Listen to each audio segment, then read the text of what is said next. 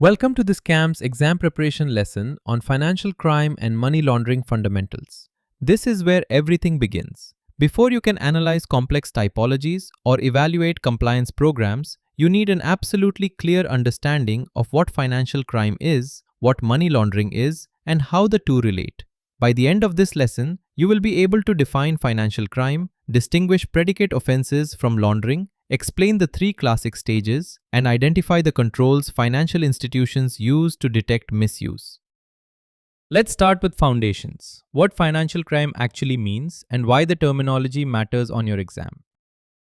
Financial crime is the broadest umbrella term you will encounter. It covers any non-violent criminal conduct that results in financial loss or gain through deception. That includes fraud, corruption, bribery, tax evasion, market manipulation, terrorist financing, sanctions evasion, and money laundering itself. Notice that money laundering sits inside financial crime, not alongside it. It is one species within a much larger genus. Every laundering offense is a financial crime, but not every financial crime involves laundering.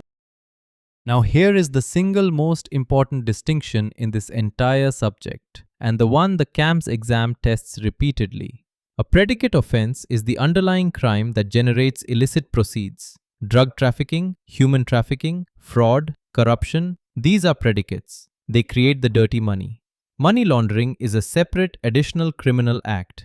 It is the process of disguising those proceeds, concealing their origin, their ownership, or their destination. Think of it this way. The predicate offense makes the mess. Money laundering is the cleanup crew. Both are crimes, but they are different crimes with different legal elements. Why does this distinction matter so much for your exam? First, money laundering is a standalone offense. You do not need a separate conviction for the predicate crime to prosecute someone for laundering. Prosecutors must only demonstrate that the proceeds derived from criminal conduct. Second, the mental element matters. Knowledge or suspicion that funds are criminal proceeds is generally sufficient. You do not need certainty about which specific crime produced them. When you see a CAMS scenario, your first task is to identify whether the question is asking about the predicate conduct or the laundering process. Getting this wrong will lead you to the wrong answer every time. Now let's move to the three stages, the classic model for understanding how illicit proceeds are laundered. The three stages are placement, layering, and integration. Placement is the introduction of illicit cash or value into the financial system. This is often the most vulnerable stage for detection because it involves physical cash or other tangible proceeds making first contact with a regulated institution.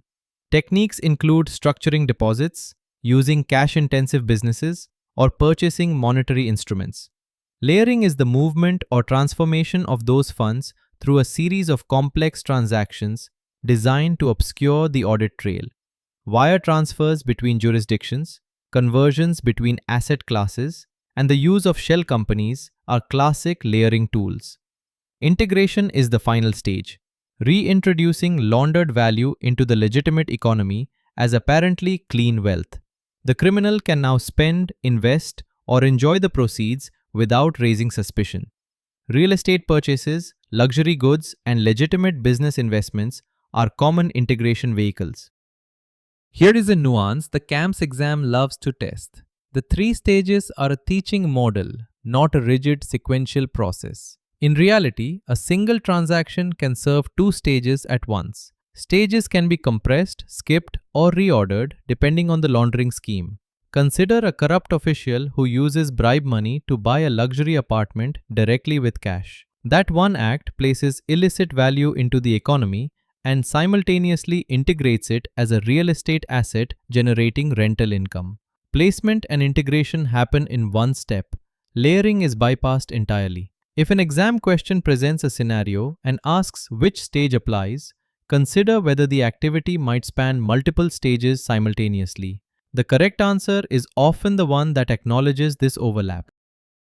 Let's turn to the role of financial institutions, why they are targeted, and what they must do about it. Financial institutions are attractive to launderers for four main reasons. Volume. Millions of transactions flow through the system daily, providing cover for illicit activity to hide among legitimate commerce. Speed. Electronic transfers can move funds across multiple borders in seconds, outpacing manual detection. Anonymity tools, layered corporate structures, trusts, and nominee arrangements can obscure beneficial ownership. And product diversity, trade finance, private banking, correspondent banking, and securities accounts each offer different entry points with different vulnerabilities. Recognizing red flags is a core competency the CAMS exam expects you to demonstrate. Cash deposits structured just below reporting thresholds. That is classic placement stage structuring. Rapid movement of funds with no apparent economic purpose suggests layering. Unnecessarily complex ownership structures with no clear business rationale raise questions about concealment. And a customer's reluctance to provide beneficial ownership information is always a warning sign. But remember, red flags are indicators, not proof. They trigger enhanced scrutiny and investigation. Where suspicion forms, the institution files a suspicious activity report, or SAR. The red flag itself does not confirm criminality, it starts the process. The control framework that ties everything together is built around the risk-based approach.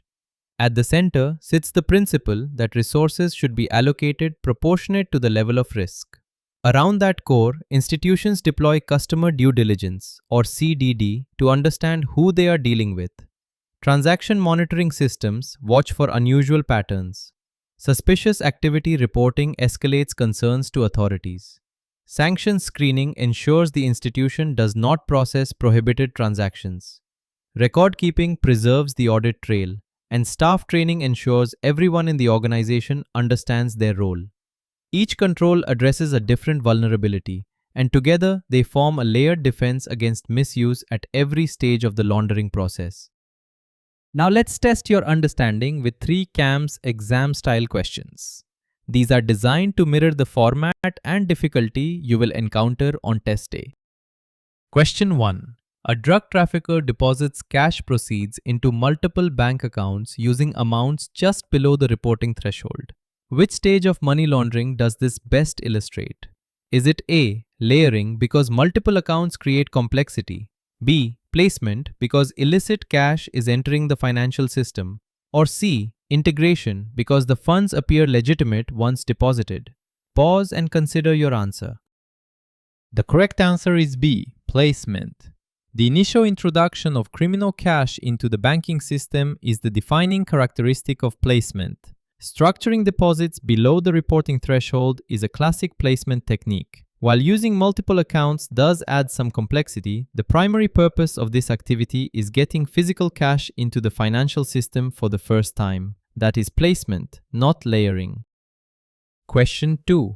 Why is money laundering considered a separate criminal offense from the predicate crime that generated the proceeds? Is it A. Because laundering always involves larger sums than the predicate?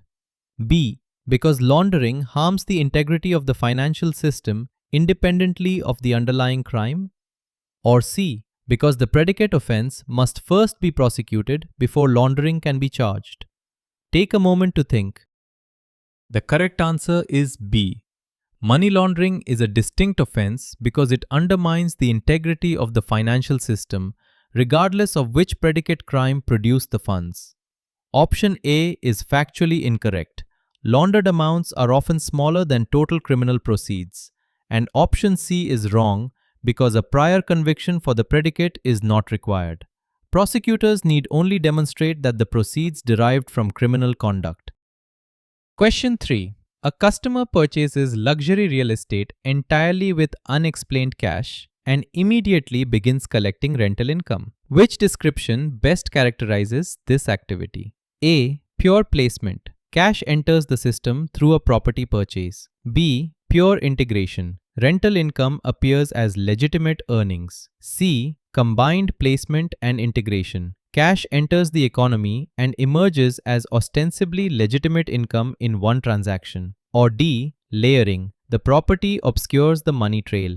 Think carefully about what you know regarding overlapping stages. The correct answer is C. Combined placement and integration. Buying real estate with illicit cash places criminal value into the legitimate economy, that is placement. But the resulting rental income immediately provides an apparently lawful earning stream, that is, integration. This single transaction compresses two stages into one, bypassing traditional layering entirely. This is exactly the kind of nuance the CAMS exam tests. Remember that stages are a model, not a mandatory sequence. Let's recap the key takeaways from this lesson. Financial crime is the broad category encompassing all profit-driven criminal conduct. Within it, always distinguish the predicate offense, the crime that generates dirty money, from money laundering, the process of disguising those proceeds. These are separate offenses with separate legal elements. The three stages, placement, layering, and integration, provide a useful framework, but they are not rigid. Stages can overlap, compress, or occur out of order in real schemes. Financial institutions play a critical detection role, deploying risk-based controls at every point where the system might be exploited. And above all, remember this: on every CAMS exam scenario, your first job is to identify whether you are looking at the crime that creates dirty money or the process that cleans it. That distinction is the foundation for everything else you will study.